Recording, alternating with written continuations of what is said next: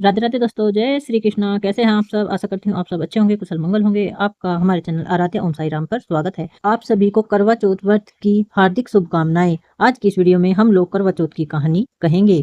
तो आप कहानी किसी से भी सुन सकती हैं या फिर खुद भी पढ़ सकती हैं। और पूजा कैसे करनी है, सामग्री क्या क्या लगेगी और इसका शुभ मुहूर्त क्या है, तो उसकी वीडियो पहले ही हमारे चैनल पर आ चुकी है। आप वहां पर जाकर उसको देख सकते हैं। वैसे तो हम कहानी जहाँ पर माता रानी की चौकी लगाते हैं वहां पर ही सुनते हैं, लेकिन अगर हम अपनी कहानी ग्रुप में बैठकर सुनते हैं या किसी के घर पर जाकर सुनते हैं तो सबसे पहले हमें अपने एक थाली में स्वास्तिक का चिन्ह बना लेना चाहिए और उसमें गणेश जी को विराजमान कर लेना चाहिए। उसके बाद हाथ में कोई भी अनाज लेकर सभी औरतों को कथा सुननी चाहिए और अपने जो हमारा जल का पात्र है, लुटिया है या फिर करवा है, उस पर आप तिलक कर कर स्वास्तिक का चिन्ह वगैरह बनाकर मौली बांध कर उसके बाद ही हम अपनी कथा को प्रारंभ करते हैं। कथा को प्रारंभ करने से पहले अपने हाथ में हम कोई भी अनाज ले लेंगे और उसमें से गणपति महाराज को जैसे ही हम कथा प्रारंभ करेंगे 2 दाने गणपति महाराज को चढ़ा देंगे। और इस बात का विशेष ध्यान रखेंगे, जो दाने हमने हाथ में लिए हुए हैं वो हमारे दाएं हाथ में ही होने चाहिए। और जब भी आप कथा सुनते हैं या किसी को सुनाते हैं तो हमेशा सुनने वाले को कहानी में हुंगारे भरते रहना चाहिए, जिससे हमसे चौथ माता प्रसन्न होती है और अपना आशीर्वाद हमें देती है। आइएगा प्रारंभ करते हैं चौथ माता की कथा। एक बार सभी बोलेंगे, चौथ माता की जय। एक साहूकार था, उसके 7 बेटे और एक बेटी थी। सातों भाई बहन एक साथ ही खाना खाते थे। एक बार कार्तिक लगा और करवा चौथ का व्रत आया। तब सारे भाई बोले कि आओ बहन खाना खा लो। तब बहन बोली कि भाई आज मैं खाना नहीं खाऊंगी, आज मेरा करवा चौथ का व्रत है।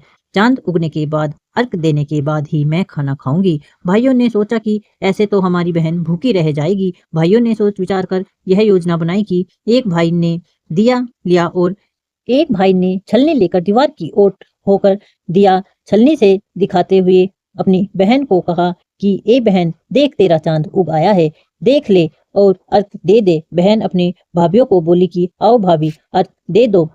तब वो सारी भाभी बोली कि यह तो तुम्हारा ही चांद उगा है, हमारा चांद तो रात को ही उगेगा, तो तुम ही दे लो। तब तब उसने अकेले ही चांद को अर्घ दे दिया और भाइयों के साथ जिमने बैठ गई।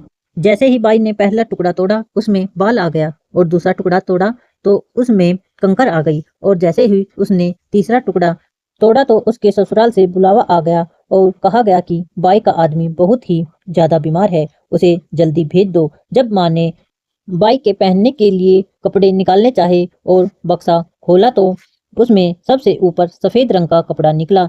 3 बार कोशिश की और तीनों बार ही सफेद रंग के कपड़े निकले। तब बाई को ढोला कपड़ा ही पहनाकर ससुराल भेज दिया गया और साथ में ही सोने का एक सिक्का भी दे दिया, जो उसके पल्ले में बांध दिया और उसको बोला गया कि रास्ते में जो भी तुम्हें मिले सभी के पैर छूती जाना और जो तुम्हें सुहाग का आशीर्वाद दे उसे यह सिक्का दे देना।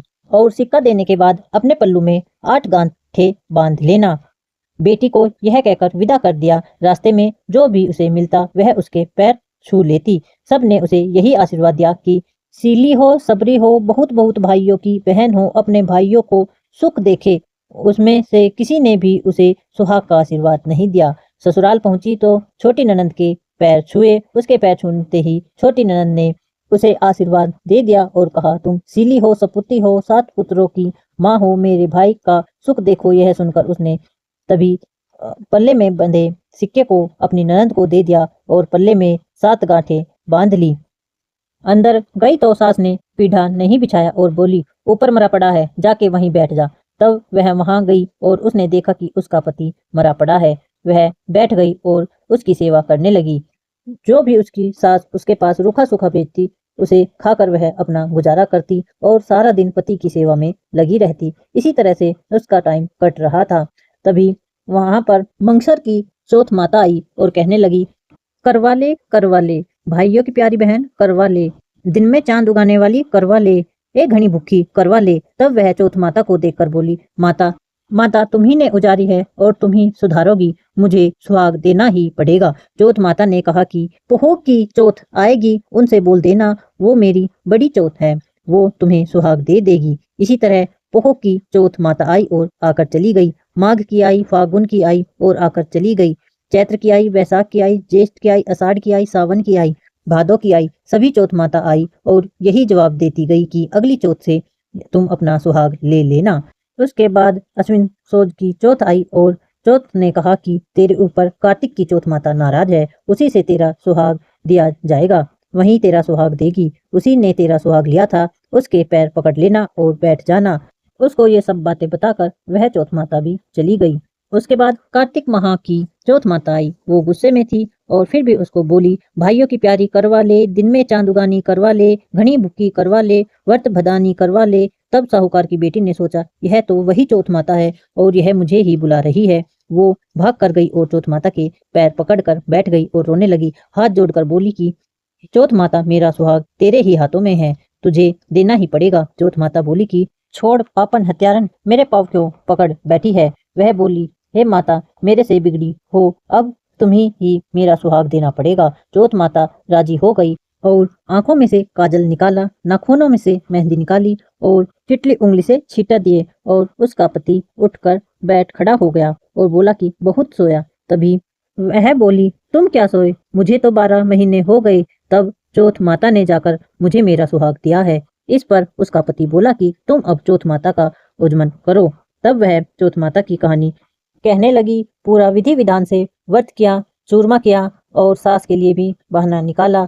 उसके बाद वह दोनों चौसठ खेलने लगे। तभी नीचे से उसकी सास ने उनके लिए रूखी सूखी रोटी भेजी तो दासी ने आकर कहा कि वे दोनों तो 64 खेल रहे हैं। सास देखकर खुश हो गई और बोली, क्या बात हुई है। वह बोली कि मेरा तो चौथ माता आई थी। वह कहकर सास के पैर भी छूने लगी। सारी बात उसे बता दी। सास ने ढिंडोरा पिटवा दिया कि पुरुष की लुगाई, बेटे की माँ, भाई की बहन, सब कोई करवा चौथ का व्रत करो। 13 करो, नहीं तो 4 तो करो, और 4 भी ना कर सको तो साल की 2 चौथ तो जरूर करो। हे चौथ माता, सभी के परिवारों में सुहाग देना। तो इस प्रकार थी हमारी करवा चौथ की संपूर्ण कथा। सभी बोलो चौथ माता की जय।